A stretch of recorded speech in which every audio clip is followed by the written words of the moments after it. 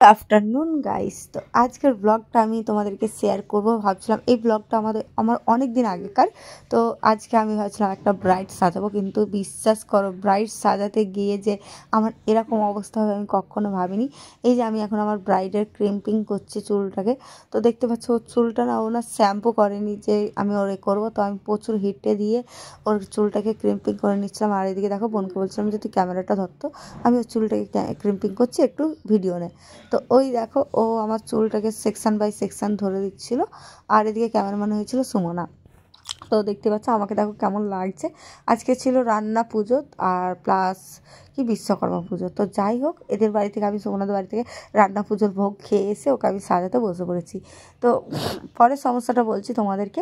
ওকে আমি বলছিলাম যে তুমি কেমন লুক নাও, তুমি তুমি কেমন লুক চাইছো তুমি বলো তো আমাকে।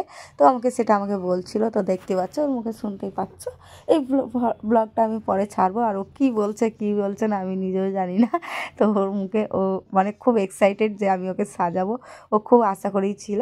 তো দেখতেই পাচ্ছ ওর আমি লোকটাকে ক্রিয়েট করে নিচ্ছি। ওর ওর মানে প্রচুর ব্ল্যাক স্পট প্রচুর মুখে ছিল। তো ওইগুলোকে হাইড করে দিলাম। হাইড করার পরে দেখতে পাচ্ছ আমি পার্ট বাই পার্ট ওর মুখে ক্লিন করে দেবো। তো ওকে আমি বললাম যে স্কিন তো তোর ড্রাই। তো আমার কাছে যাই হোক আমার মানে ওর স্কিন ড্রাই ছিল। তো আমি কী করবো আমি বুঝতে পারছিলাম না, কারণ আমার কাছে ময়শ্চারাইজার ক্রিম বেস ছিল না। তো আমি জেল বেসটাই দিয়ে দিলাম, কারণ ওর ড্রাই অয়েলি দুটোই ছিল। তো ওর স্কিনটা টু টাইপস ছিল, তো সেই কারণে আমি ময়শ্চারাইজারটা দিয়ে দিয়েছি। আর আমি তোমাদেরকে পুরো ব্লগটা দেখানোর কারণ হলো এটাই যে আমি মেকআপটা কতটা করতে পারছি না করতে পারছি তোমরা দেখতেই পাবে। আর দেখতে পাচ্ছ আমার ক্লায়েন্ট বলতে আমি অনেক দিন ভাবছিলাম একটা ব্রাইড সাজাবো। তো আমি বলছি চ তোকে আজকে সাজায়। তো ওর ফাইনাল লুকটা তোমরা দেখতেই পাবে। আর ওরও আশা ছিল যে আমার কাছে একবার সাজার। তো ওর আশাটাও পূর্ণ হলো, আমারও আশাটা পূর্ণ হলো। তো দেখতেই পাচ্ছ আমি এখন ওর মানে একটা আই ম্যাজিকের শ্যাডো দিয়ে আমি ওর ভ্রুটাকে ড্র করে নিলাম। আর ওর ভ্রুটা দেখো দেখা লাগছে জমকালো না, এখন জমকালো লাগবে কিন্তু। আর আমি যখনটা আমার এটা পুরোটা কমপ্লিট হয়ে যাবে কিন্তু তখন অতটা মনে হবে না, কেন জানি না এক এক সময় স্লো মোশন হয়ে যাচ্ছে। আর এদিকে আমাদের ঘরেই করছিলাম, এত আস্তে আস্তে হচ্ছিলো, আমি এই জায়গাটা ভাবছিলাম একটু স্পিড বাড়িয়ে দিই। তারপর দেখতে পাচ্ছ ভ্রুটা আমি এখন ব্লেন্ড দিয়ে সেট আপ করে নেবো। তো আমি খুব আস্তে আস্তেই ক্লিন আপ কাজ করি, কারণ তাড়াহুড়ো করে করলে আমার কোনো কাজই ভালো হয় না। আমার কি কারোরই কোনো কাজ ভালো হয় না, কারণ তাড়াহুড়োর ফল কখনো ঠিকঠাক হয় না।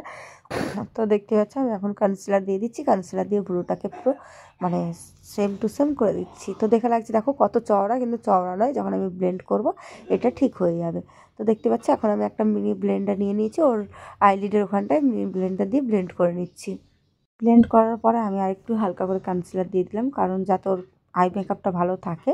তো দেখতে পাচ্ছ পিৎজা পাউডার দিয়ে একটু পাউডার দিয়ে সেট আপ করে নিলাম। এখন আমি ওর চোখের আই মেকআপটা কমপ্লিট করবো। তো চলো দেখতে থাকো, কেউ স্কিপ করবে না পুরো ভিডিওটা, কারণ স্কিপ করলে ভিডিওটা কী বলো তো তোমরা পুরোপুরি বুঝতে পারবে না। আর আমি তোমাদের মানে প্র্যাকটিক্যাল বোঝাচ্ছি না বা থিওরিও বোঝাচ্ছি না, এটা আমি ব্লগ করেছি, তো সেই ব্লগটাই আমি তোমাদের কাছে পোস্ট করছি। আমাকে বলছিল যে আমাকে একটু কাট ক্রিজ করে দিস, কেমন হয় কাট ক্রিজটা আমার চোখে, কারণ ওর আইলিডটা বড় ছিল। তো আমি বললাম ঠিক আছে, তোর চোখে কাট ক্রিজটা বেশি ভালো মানাবে, তো ওকে আমি হাফ কাট ক্রিজ করে দেবো, দেখতেই পাচ্ছ। আর আমার ফোনের ক্যামেরাটা কেন বলো তো এই আই মেকআপগুলো বোঝা যাচ্ছে না ঠিক করে, কারণ আমার মানে কি বলবো তোমাদেরকে, আমার ফোনের মানে আমাদের ঘরে না লাইটের আলোটা বড্ড কম। তো দেখতেই পাচ্ছ কমের জন্য এরকম মানে প্রবলেম হচ্ছে, কারণ রিয়েলে যে এত সুন্দর বসবে মেকআপটা আমি বুঝতেও পারিনি। তো দেখতে পাচ্ছ ওর আই মেকআপটা আমি কমপ্লিট করে নিচ্ছি। আর কেন জানি না মাঝখানে হয়ে যাচ্ছে। তো আমি ওর মানে কাট ক্রিজটা করার পর আমি পাউডার দিয়ে সেট করে নিলাম। পাউডার দিয়ে সেট করার পরে আমি আবার শুরু করে দিলাম আই মেকআপটা পিছনে। তো প্রথমে আমি ডার্ক ব্রাউন দিয়েছি, একটু লাইট রেড কালার দিয়েছি, তার মধ্যে অরেঞ্জ দিলাম। এখানে অনেক কটা কালার পড়েছে আইলিডে। তো দেখতেই পাচ্ছ অনেক কটা কালার দিয়ে আমি সেট আপ করছিলাম। আর অত চুপচাপ বসেছিল, বলছে ভাই কখন হবে। ও মানে এতক্ষণ সময় নিয়ে মানে একটা আই মেকআপ কমপ্লিট করতে অনেক সময় লাগে। আর আমাদের ঘরে লাইটের আলো প্রচুর কম গাইস। তো চেষ্টা করবো আমি মানে ভালো লাইট লাগানোর। আর আর রিয়েলে যে এত সুন্দর আই মেকআপটা হয়েছে, আমি নিজে করেছি বলে সুন্দর বলছি না তা নয়, কিন্তু রিয়েলে সত্যি কথা বলতে আমার ফোনের ক্যামেরার চেয়ে রিয়েলে এত ভালো লাগছিলো আমি বলার ধারণাই পাচ্ছি না। আর ওর চোখটা বড় তো বেশ ভালোই লাগছিলো আই মেকআপটা, দেখতেই পাচ্ছ তোমরা। তো আমি হালকা করে গ্লিটার দিয়ে দিলাম। আর আমি এখন আইলাইনার পরিয়ে দিচ্ছি, দেখতে পাচ্ছ। লাইনারটা পরিয়ে দেওয়ার কারণ হলো আমি আগে লাইনারটা পরিয়ে তারপরে আমি ভাবছিলাম মুখের এটা করে দেবো, কারণ আমাকে পরে যদি আমি লাইনার লাগাতে যাই তো আমার একটু প্রবলেম হয়, তাই জন্য আমি ওকে লাইনারটা লাগিয়ে দিলাম। আর একটু ভালো একটু অন্য টাইপের লাইনারটা লাগাবো। তো দেখতে পাচ্ছ লাইনারটা আমি টেনে দিচ্ছি। আর অত চুপচাপ বসেছিল, আমার কোনো প্রবলেম ছিল না। প্রবলেম হচ্ছিলো আমাদের ঘরের লাইটের আলো কম বলে। তো কি আর করা যাবে, দেখতেই পাচ্ছ। আর আমি চলে গেলাম সোজা ওর মানে বেসে। তো দেখতে পাচ্ছ মানে লাইটের আলো এতটা কম, তোমাদেরকে কি বলবো, প্রচুর পরিমাণে লাইটের আলো কম ছিল। তো আর কি করা যাবে, লাইটের আলো এত কম। তো দেখতে পাচ্ছ আমি ওকে সাজিয়ে নিচ্ছি।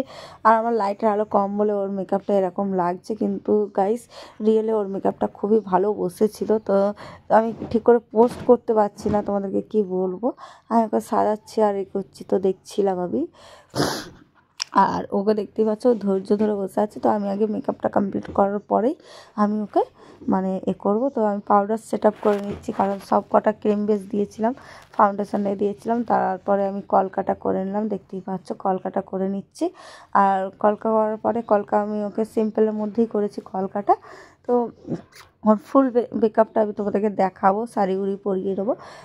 তো শাড়িটা পরার পরে দেখতে পাচ্ছ ওর মেকআপটা মানে লাইটের আলো কম বলে এরকম লাগছে, জানি না কেন এরকম লাগছে। আমার খুব রাগ ধরছিলো জানো তো। আর আমার না মানে টেলকমটা হারিয়ে গেছে, তো সেই কারণে আমি বড় চিরুনিটা দিয়েই আমি ওর এটা করে দিচ্ছিলাম হেয়ার স্টাইলটা। তো ওকে দেখো সাইড পার্সন করে ওর চুলটা আরও বেশি ভালো লাগছিলো। আমি বলছিলাম যে সাইড পার্সন রেখে দিই, ওর কি যে বিয়ের লোক তো তুই সামনে এ করে দে। তো দেখতেই পাচ্ছ আমি ওকে লিপস্টিক পরিয়ে দিচ্ছিলাম। আর কি বলবো, আমি মানে লাইটের আলো এত কম, আমি এত সুন্দর সাজানোর পরে যদি আমি ওকে না করি, মানে ঠিকঠাক যদি ফটো টটো না তুলতে পারি, কি আর করা যাবে বলো। আর আর ওকে লিপস্টিকটা পরানোর পরে দেখতেই পাচ্ছ মানে রিয়েলে ওকে ভালো লাগছিলো। আর ওকে আমি ঠোঁটটা কেন এরকম লাগছে, তো আমি ওকে কানের দুল পরাইনি। এবারে কানের দুলটা পরিয়ে নেবো। জানি না তোমাদের কাছে ভয়েসটা কেমন যাচ্ছে। তো দেখতেই পাচ্ছ ওর ফাইনাল লুকটা বেশ ভালোই লাগছে। ওকে বলছিলাম তুই কানের দুলটা পর। তো কানের দুলটা পরার পরে ওকে ব্লাশার দিয়ে দিলাম গালে, দেখতে পাচ্ছ ওকে ভালোই লাগছে। আর কি করব, লাইটের আলো অতিরিক্ত কম হওয়ায় আমার আর কিছু করার নেই। আর আমার দেখো এখানে মানে লাইটের আলোটা যদি থাকতো, ফোকাস পড়তো, আরও ভালো লাগতো। তো দেখতেই পাচ্ছ ওর ফাইনাল লুকটা তোমরা দেখতেই পাচ্ছ পুরোপুরি। ও তো খুব মানে খুশিতে আছে। আর ওকে সব কিছু আমি পরিয়ে দিলাম। পরানোর পরে আমি ওকে একটু বললাম একটু হাসছে, দেখতে পাচ্ছ ও লজ্জা পেয়ে যাচ্ছে। আর আমরা কী আর বলবো, আর লজ্জা পেয়ে গেলে আর কী করা যাবে। আমাদের ঘরে অতিরিক্ত লাইটের আলো কম ছিল গাইস। তো মেকআপটা কিন্তু ওর ভালোই লেগেছে আর ওর মুখে ভালোই বসছে। আর অতিরিক্ত গরম ছিল, এটা আজকেকার মেকআপ নয়, এটা অনেক দিন আগেকার। কারণ আমি যখন ফার্স্ট মানে শিখেছিলাম তখন আমি ওকে ব্রাইট সাজিয়েছিলাম। তো দেখতেই পাচ্ছ আমাদের লাইটের আলো কম বলে এরকম প্রবলেমটা হচ্ছে। তো ও বলছে যে আমাদের ঘরে অনেক লাইট আছে। তো আমি মনে করলাম যে একটু ধর বনু রিং লাইটটা। তো আমি ওকে একটা ফটো নিয়ে নিই। তো দেখতেই পাচ্ছ